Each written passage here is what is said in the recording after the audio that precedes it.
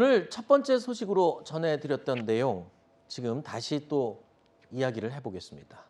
지금 이 시간 법원에서는 백운규 전 산업통상자원부 장관의 구속 여부를 따지는 심사가 진행되고 있습니다. 백 전 장관의 구속 여부에 따라서 검찰의 탈원전 수사까지 향배가 결정됩니다. 그렇기 때문에 오늘은요, 아주 중요한 국면이라고 볼 수 있습니다. 문재인 정부 탈원전 정책 추진 과정에서 임기가 남은 산하 기관장들에게 사퇴를 강요하고 또 특정 인물이 임명될 수 있도록 이 면접 질문지를 유출한 혐의도 받고 있습니다. 이른바 산업부 블랙리스트가 작성됐다는 게 검찰이 의심하고 있는 부분입니다.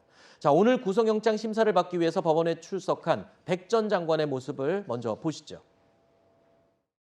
사퇴 종용 혐의 부인하시는지 한 말씀 부탁드리겠습니다. 제가 장관 재임 시에 법이 정한 규정에 따라서 일을 처리했습니다. 오늘 영장 실질 심사에 성실히 임하도록 하겠습니다. 감사합니다. 당시 청와대랑 인사 관련해서 소통하신 적 있으십니까? 오늘 성실히 임하도록 하겠습니다. 황창화 씨한테 질문지 전달하신 적 있으세요? 박상혁 행정관이랑 산업부 관계자가 소통한 거에 대해서 들어보신 적 있으신가요? 자, 먼저 이번 검찰의 공소장에 새롭게 포착된 내용이 몇 가지가 있습니다. 백운규 전 장관의 혐의, 대표적인 혐의가 두세 개 정도 지금 눈에 띄는데요. 황창화 지역 난방공사 사장을 임명하기 위해서, 그러니까 본인이 원하는 사람을 임명하기 위해서 사장 공모 때 이루어지는 면접의 예상 질문지와 답변서를 미리 건넨 혐의를 지금 검찰이 포착한 것으로 명시가 돼 있죠. 이거 정말 심각하죠. 이게 사실이라면은, 이 혐의가 사실이라면은 지난번에 이제 환경부 블랙리스트 사건하고 매우 흡사합니다. 면접 전에 그 면접 질문서 미리 전달해가지고 말이죠. 대답 잘하게 해가지고 점수 높여줘가지고 그 자리에 앉히는 거 아닙니까? 지금 문제가 되고 있는 오늘 이제 지금 언론에 나오고 있는 지역 난방공사 사장, 네. 난방공사 사장 아주 따뜻한 자리죠. 따스한 자리죠. 어떻게 보면. 네. 이 자리에 그 황창화라고 하는 인물, 이거는 한명숙 전 총리 때 총리실 정무수석을 했던 그 네. 한명숙의 인물이죠. 이 인물을 앉히기 위해서 면접 질문서를 미리 전달했다라는 의혹을 지금 받고 있지 않습니까? 네. 여기다가 지금 이 일에 또 연루된 것으로 보이는 박상혁 의원이죠. 민주당의 당시에 이제 이 일이 있을 때 청와대 인사수석실 그 행정관을 했던 박상혁 의원도 지금 수사선상에 올라와 있는 것 같습니다. 근데 제가 볼 때 이런 일들은 있어서는 안 되겠지만은 정권이 바뀌면은 사실 장차관이 다 바뀌잖아요. 네.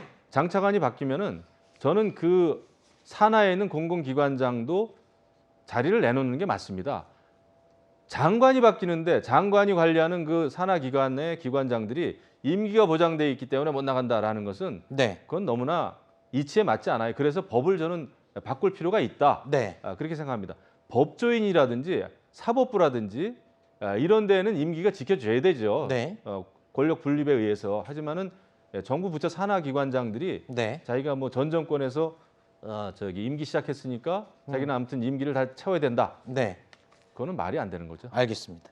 좀 전에 제가 공소장에 이 혐의 내용이 적혔다고 말씀을 드렸는데 구속영장, 오늘 영장 실질 심사를 하는 이 검찰이 제출한 구속영장에 명시된 혐의를 지금 이야기하고 있는 겁니다. 자, 내용을 보면 황창화 사장, 난방공사 사장에 임명하기 위해서 질문지를 유출한 혐의가 있다. 그런데 한 가지 더, 한명숙 전 총리의 측근으로 알려진 인물이에요. 그렇다면 아까 말씀하시면서 난방공사 뭐 따뜻한 자리다 이렇게까지 해주셨는데, 자, 난방, 뭐 에너지, 뭐 이런 산업 쪽에 연관이 있는 인물입니까? 황창화 사장이 아마 20여 년 정도 정치권에서 활동을 했습니다. 과거 이제 임채정 의원, 특히 이제 2002년에 임채정 의원이 이제 당의 정책위 의장 시절에 그때 이제 보좌관이어서 2002년 대선 전반적인 정책을 다 관장을 했고요. 그리고 정무수석 비서관도 했고, 그랬기 때문에 뭐 이분이 전혀 어떤 전문성이 없는 그냥 정치권에서 간 사람이다라고만은 볼 수 없고요. 네. 그리고 우리가 공공기관의 그 기관장들이 어쨌든 그 정부와 철학을 같이 하는 사람들이 가기 때문에 이 사람이 뭐 아주 능력이 없다 이렇게 말할 수는 없는 것 같습니다. 우리가 그러면 뭐 남방공사는 그럼 다 뭐 에너지 연구원의 연구원이나 꼭 대학 교수만 가는 그런 자리는 아니지 않습니까? 이제 네. 전문성이라는 거를 개념화할 때 꼭 그렇게 협소하게 볼 거는 아닌 것 같고요.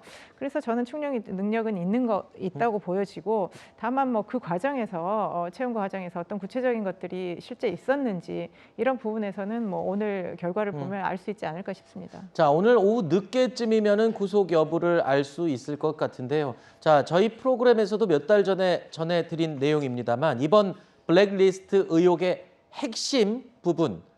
자, 백운규 전 장관은 면접지 유출 의혹뿐만 아니라 바로 이 부분, 한국전력공사 자회사인 발전4사 사장들에게 이른바 사퇴를 종용했다는 혐의도 받고 있습니다. 검찰에서는요, 이뿐만이 아닙니다. 13개 산하기관의 기관장들에게 사표를 내도록 요구를 했다. 검찰은 이렇게 판단을 하고 있습니다. 그야말로 블랙리스트 의혹이 바로 이런 부분이 지금 때문에 이름이 그렇게 붙여진 거잖아요. 그렇죠. 그리고 그 부하 직원 보고할 때 너 죽을래 뭐 이런 얘기도 있었다는 장관 아닙니까? 네. 제 기억에. 네. 그게 말이 안 되는 거죠. 저는 그래서 이제 이 근본적인 해결책이 필요하다라고 생각을 합니다. 제가 말씀드렸지만은 그 공공기관장들은 정권이 바뀌면은 사실 새로운 정부가 추진하는 그런 큰 정책 방향하고 맞는 사람들이 맞는 게 맞는 거예요. 네. 임기를 채워야 되겠다라는 것은 정말 눈 가리고 아웅입니다. 장차관도 다 바뀌는데요. 네. 그 주무부처 장차관도 다 바뀌는 마당에 그 기관장들이 자기 자리 보전이죠.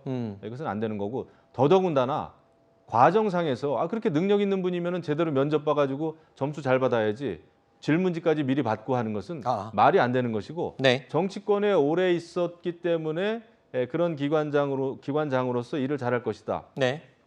저는 안 맞다고 봐요. 지역 난방공사면은 물론 우리 보수 정부에서도 과거에 지역 난방공사의 정치인들 간 적이 있습니다. 네. 하지만은 잘못된 것은 이제 좀 고쳐져야죠. 네. 예.